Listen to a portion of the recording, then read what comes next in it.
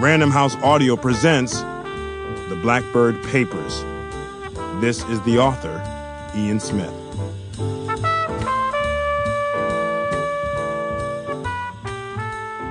Professor Wilson Augustus Bledsoe's car glided along the dark, narrow roads of Hanover, New Hampshire, then crossed Ledyard Bridge into the vast wilderness of Vermont. The rain had started slowly at first, but now heavy drops danced staccato across the windshield of his old Mercedes. He felt relieved to be heading home, away from the noisy party still in full swing back at the president's mansion. The celebration was in his honor, yet he had been the first to leave. It wasn't that he was ungrateful. Bledsoe simply felt uncomfortable in large crowds, especially ones convened in his behalf as they were these days with increasing frequency. Bledsoe was no ordinary professor. He had just been awarded the 23rd Devonshire, the most lucrative prize in science and second only to the Nobel in prestige. Winning it was no small feat, even for a full professor at Dartmouth College. That's why Wallace Mortimer III, the college's revered president, and his wife Serena had spared no expense in celebrating their most acclaimed, and certainly their most acclaimed African-American, faculty member. It was clear to all who had gathered this evening that they were celebrating not just the Devonshire, but a career that had been filled with a remarkably long list of achievements. Having won a Nobel 5 years earlier, Bledsoe had trumped his own legend, now becoming the first American to claim the world's two largest science awards. As his colleagues congratulated him on the Devonshire tonight, they teased him about the lavish treatment he'd received when he and his wife Kay took their complimentary trip to England and were feted at an elaborate ceremony hosted by the Queen. Bledsoe picked up his cell phone and called home. "I'm on my way, Curly," he said. He only called Kay that in private. It was a nickname he'd given her back when they were students together at the University of Chicago. "How was it?" Kay asked. "Wally and Serena were excessive as always. I'm embarrassed to think how much they spent." "Who was there?" "Faces I haven't seen in years. Lawrence Wilcox even came up from Harvard." "Lawrence? He hates you." Wally and Serena pulled out all the stops. "Can you believe Garrett flew in all the way from Stanford?" Bledsoe said. "You'd figure he'd have a lot more important things to do than attend a damn party on the other side of the country." Garrett Templeton was the acclaimed chemist from Stanford, who, despite winning a Nobel of his own, was most famous for twice being offered the presidency of Yale and twice turning it down. "Well, I'm not surprised at all that Garrett showed," Kay said. "Maybe it'll finally hit home for you that the Devonshire is a big deal, sweetie." "Just another reason to throw a party in that old mansion," Bledsoe huffed.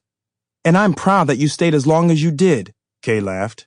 She knew how much he would rather be toiling away in his laboratory than making small talk at a cocktail party. "An hour was more than enough," Bledsoe said. "Oh, but there was something very funny." "Yeah?" "When I left, a student parking cars asked me to autograph one of my textbooks." "And what did you write?" "I didn't. I'm not some rock star, Curly. I'm a scientist." "Wilson, whether you like it or not, you're a star, and an inspiration to many people." "Maybe so," Bledsoe said, relenting.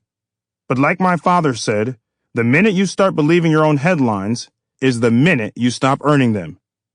Kay chuckled. She'd heard that one many times. "Did you save your appetite?" "You betcha. I only had one shrimp all night." "Well, dinner will be ready when you get here." "See you soon, honey." "Love ya." Kay made a loud kissing sound before the line went dead. Bledsoe pictured the grilled salmon, mashed potatoes, and cucumbers she had waiting for him. It was his favorite meal, had been since he was a kid. His mother always made it for him on special occasions, bringing home a good report card or winning a chess competition. He pushed the old red Mercedes. He had a lot to get done. Right after dinner, he planned on returning to the lab. His paper was finally ready to be submitted to science.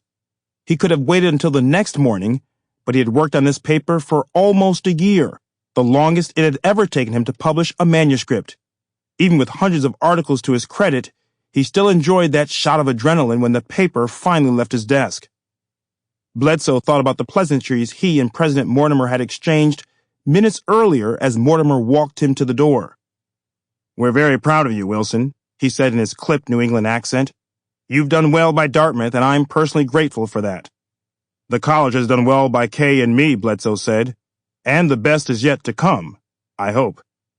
"You've got the Nobel and the Devonshire," Mortimer said. "It doesn't get better than that." "I'm not talking awards, Wally. I'm talking about research. I've still got some good years left in me."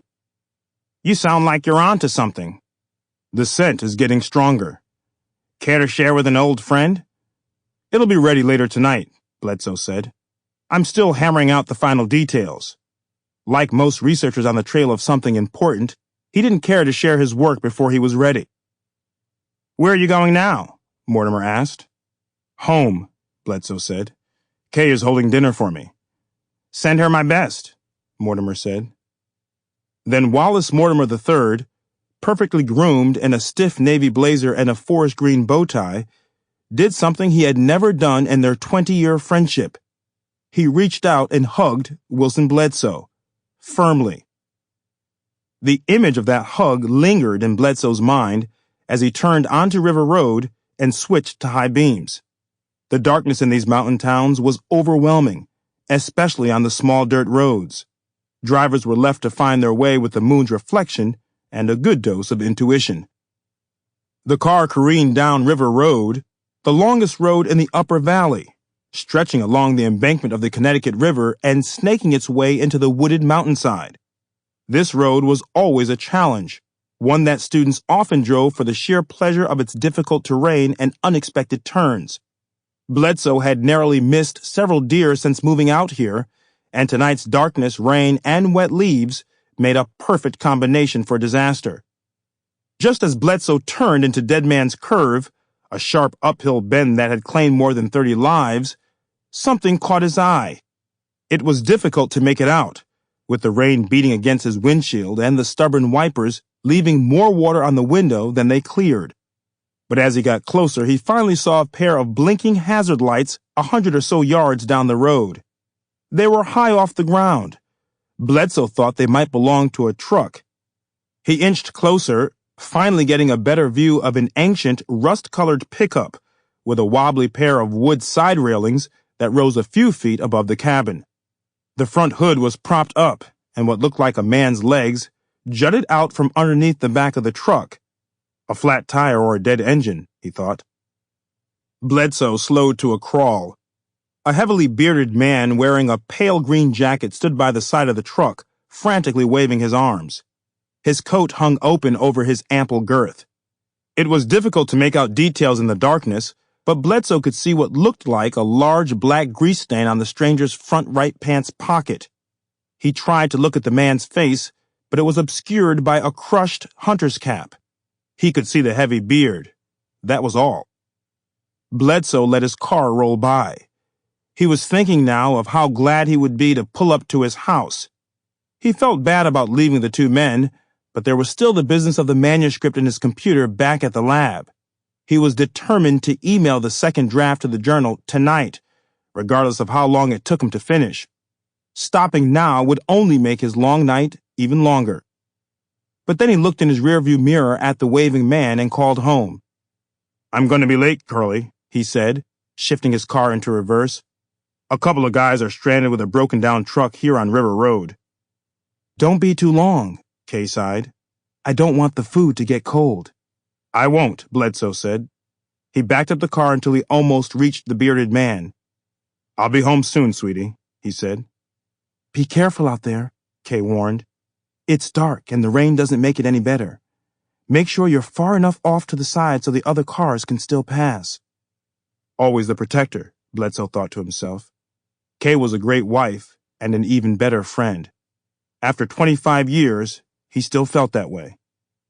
He suddenly felt the urge to tell her about Mortimer's embrace. "Something else strange happened tonight," Bledsoe said. "What's that?" "When I was leaving, Wally asked me where I was going. I told him you had dinner waiting for me." "That sounds normal to me." "Yeah, but then he hugged me." "So?" Sample complete. Ready to continue?